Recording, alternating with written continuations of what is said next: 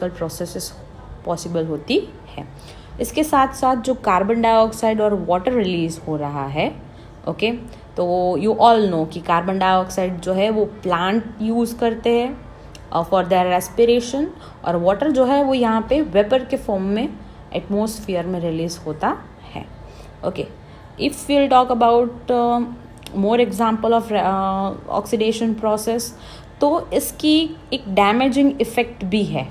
Okay, जो food fats contain करते हैं, ऑयल्स कंटेन करते हैं, वहाँ पे ऑक्सीडेशन जो है उसकी एक नेगेटिव इम्पैक्ट भी होती है। जब फूड मटेरियल प्रिपेयर किया जाता है, ओके, फैट या तो ऑयल्स से, और अगर उनको लॉन्ग टाइम तक रखा जाता है तो उसके अंदर बहुत ही अनप्लीजेंट स्मेल या तो टेस्ट आ जाता है। इसको बोलते हैं रेंसिडिटी। ओके, अभी आपको मैं एग्जांपल दूँ, आपके घर पे अगर कोई फ्राइड फूड है, ओके, जो फ्राई करके रखा हुआ है, या तो घी में से बनी हुई कोई स्वीट है, तो थोड़ा टाइम हो जाएगा ना, तो उसके बाद आपकी मॉम आपको मना करेगी कि भाई वो स्वीट या तो वो जो फ्राइड थिंग है वो मत खाना, उससे तुम्हारा गला ख़राब हो जाएगा। ओके, अभी मॉम हमको रेंसिडिटी का कंसेप्ट इतना डिटेल में नहीं पढ़ा सकते। ओके, तो अभी आपको समझ आया होगा कि ऐसा क्यों होता है, due to the rancidity. Rancidity में क्या होता है, बहुत सिंपल थिंग है। ये जो फैट और ऑयल जो है, ये जब ऑक्सीजन के कांटेक्ट में आते हैं तो वो ऑक्सीडाइज हो जाते हैं। ओके, और ये ऑक्सीडेशन की वजह से क्या होता है, उसका जो स्मेल है वो एकदम ख़राब हो जाता है, उसका टेस्ट भी बिगड़ जाता है। ओके, जो यहाँ पे हम पॉइंट वाइज देखते हैं, जो मैंने आपको एक्सप्लेन किया। When the fats and oils present in a food material get oxidised by the oxygen of air, the oxidation product have unpleasant smell and taste. जो कंडीशन है, ओके, ये एरियल ऑक्सीडेशन से जो कंडीशन बनती है, okay, fats और oil की, okay, उसे हम स्मेल और टेस्ट से पहचान सकते हैं। See, you can not look at the thing and you can not understand कि भाई चीज़ को देख के आपको पता नहीं चल जाएगा कि ड्यू टू रेंसिडिटी ये ख़राब हो गया है, ओके, या तो हमारी हेल्थ के लिए ये अच्छा नहीं है, बट आपको उसकी स्मेल और टेस्ट से पता चल जाएगा कि भाई ये चीज़ ख़राब हो गई है, हमको ये खानी नहीं है। कभी कभी हम जब छोटे थे ना, तो हमको ऐसे लगता था कि मम्मी को कैसे पता चल जाता है।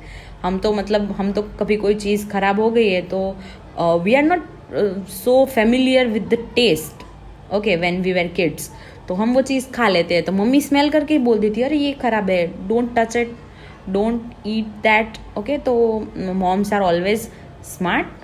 ओके, मैंने आपको इंट्रोडक्शन वाले लेक्चर में भी बताया था कि ये सारे के सारे जो केमिकल रिएक्शंस हो रहे हैं ये हमारे आसपास ही हो रहे हैं। ये सारे मम्मी घर पे बनाती है ना, खाना बनाती है, वो भी एक केमिकल रिएक्शन है। और हमारी मम्मियाँ जो है, हमारी मॉम्स, वो भी साइंटिस्ट से कम नहीं है। अभी मॉम की बात हो ही रही है, तो मॉम के अप्रिशिएशन के लिए मैं ये भी बता दूँ कि लॉकडाउन में everyone is getting some rest time, okay, some me time at home, but our moms are always ready to serve us best food, okay, वो हमारे लिए हमेशा वो रेडी रहते हैं। और देखो, हमारी केमिकल प्रोसेसेस है, उसमें से बहुत सारी प्रोसेसेस तो किचन के अंदर की ही है, ओके, और हमारी मॉम जो है वो इन सब चीज़ों से बहुत फेमिलियर है पहले से। आप सब अभी ये कंसेप्ट समझ रहे हैं, बट हमारी मॉम जो है, सुपर मॉम्स, उनको ऑलरेडी ये सब चीज़ें पता है। Okay, so back to rancidity. Fats और ऑयल जो है फूड के अंदर, उनको मार्क किया जाता है by unpleasant smell and taste. Okay, rancidity जो है, व्हाट इट डज, वो स्पॉइल करती है फूड मटेरियल को। ओके, और अगर उनको कंसिडरेबल टाइम के अंदर यूज़ ना किया जाए तो ही ऐसा होता है। अगर आप 2-3 दिन में वो चीज़ ख़त्म कर देते हैं, खा जाते हैं, तो कोई प्रॉब्लम नहीं है, बट अगर आप उसे 1 वीक तक या तो उससे ज़्यादा टाइम तक रखेंगे तो it will be unfit for eating. Okay, rancidity जो है उसे विकृत गंधिता भी बोलते हैं। ओके, आप सबको ये बहुत वियर्ड लग रहा होगा साउंड करने में कि ये क्या है। ये आयुर्वेद का एक वर्ड है, ये संस्कृत टाइप वर्ड है।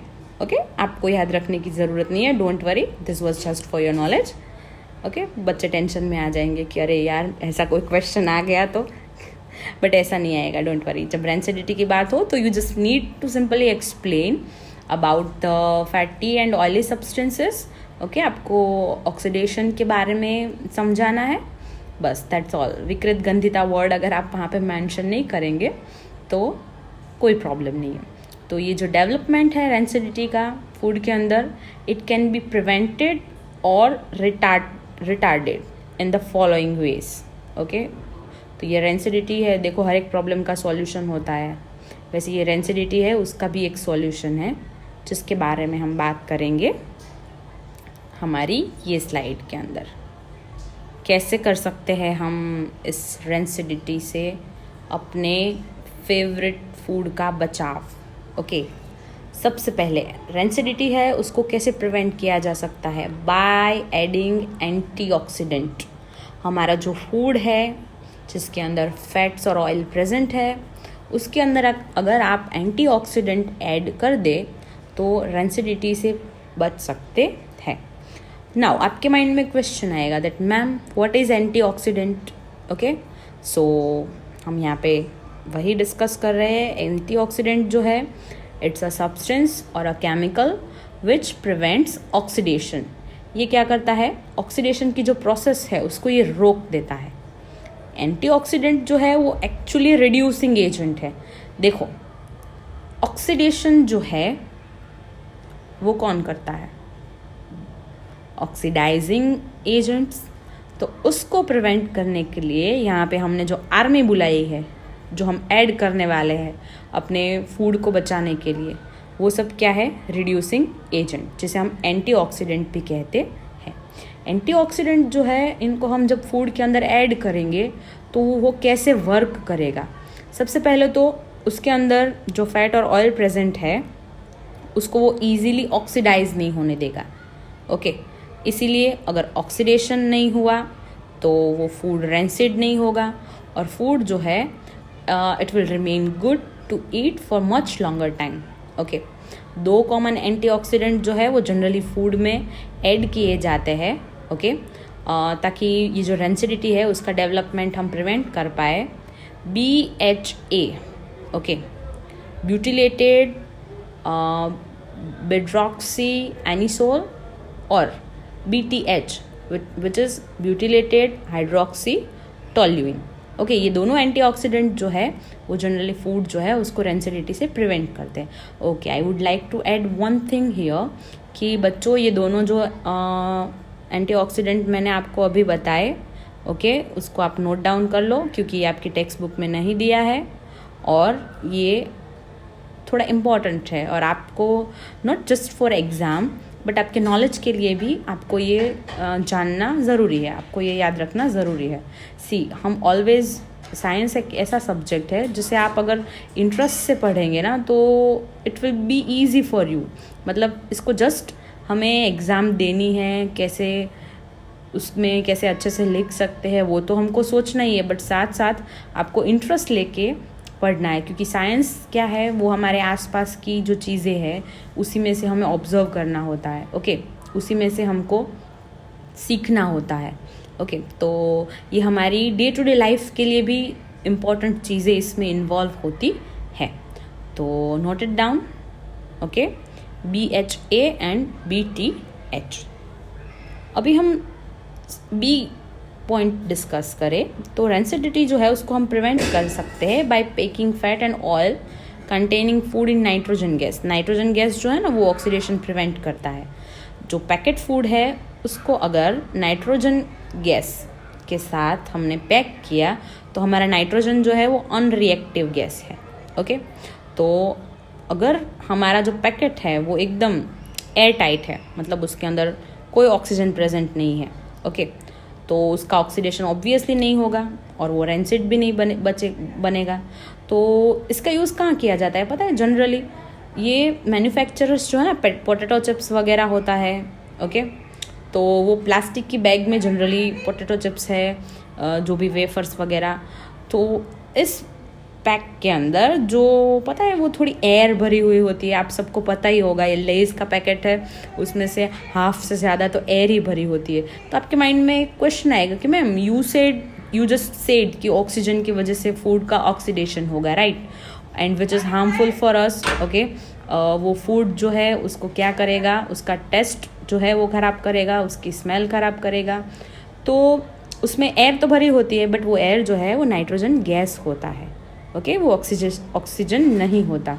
और ये क्या करता है, फूड जो है उसको ऑक्सीडाइज होने से या तो रैंसिड होने से बचाता है, ओके। फूड को रेफ्रिजरेटर में रख कर भी हम सेव कर सकते हैं। रेफ्रिजरेटर जो है वी ऑल नो कि वहाँ पे लो टेम्परेचर होता है। फूड जो है उसको रेफ्रिजरेटर में रखते हैं, तब क्या होता है कि वो ये जो ऑक्सीडेशन की प्रोसेस है ना वो स्लो डाउन हो जाती है। क्यों? Due to the low temperature. इसीलिए रेंसिडिटी जो है वो रिटार्डेड हो जाती है। मतलब देखो यहाँ पे एकदम प्रिवेंट नहीं होता। अगर सेम चीज़ आप फ्रिज में भी बहुत लॉन्ग टाइम तक रखोगे तो रेंसिडिटी हो जाएगी।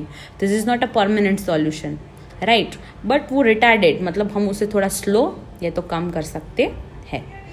फूड जो है उसे एयर टाइट कंटेनर में रख कर हम उसकी रेंसिडिटी को प्रिवेंट कर सकते हैं।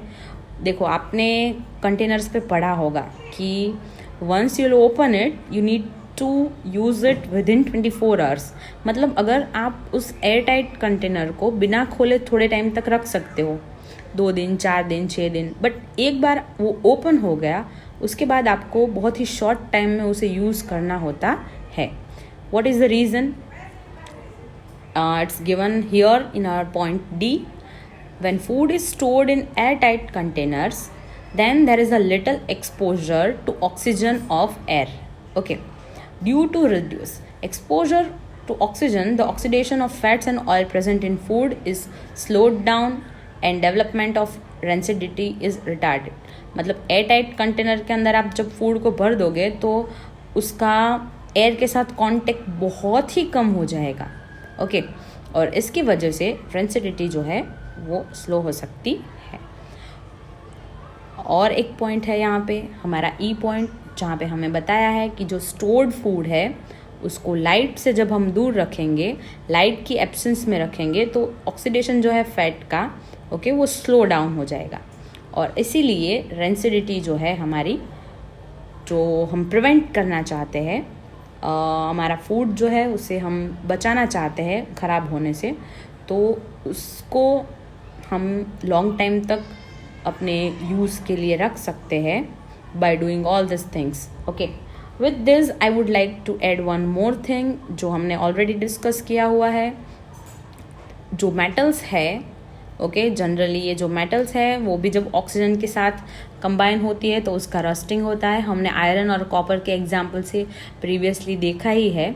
और ये मेटल जो है उसका ऑक्सीडेशन को प्रिवेंट करने के लिए उस मेटल के ऊपर उससे ज़्यादा एक्टिव मेटल का लेयर लगाया जा सकता है। अभी ये मेटल्स जो है उसकी एक्टिविटी के बारे में हम बात करेंगे हमारी डिस्प्लेसमेंट रिएक्शन और डबल डिस्प्लेसमेंट रिएक्शन में। एक्चुअली आपका ऑक्सीडेशन और रिडक्शन का जो टॉपिक था उससे रिलेटेड ये टॉपिक था, तो मैंने यहाँ पे ये कवर कर दिया, ओके, इसके ऑक्सीडेशन और रिडक्शन के साथ साथ, ताकि आपको अच्छे से समझ आए, ओके, आपको बीच में ब्रेक या गैप ना पड़े।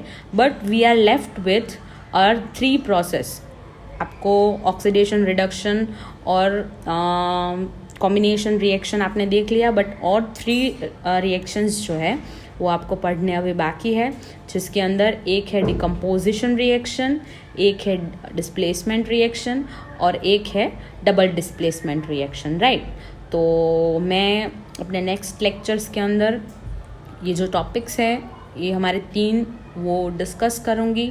But before that don't forget to revise your previous topics because chemistry is all about the link.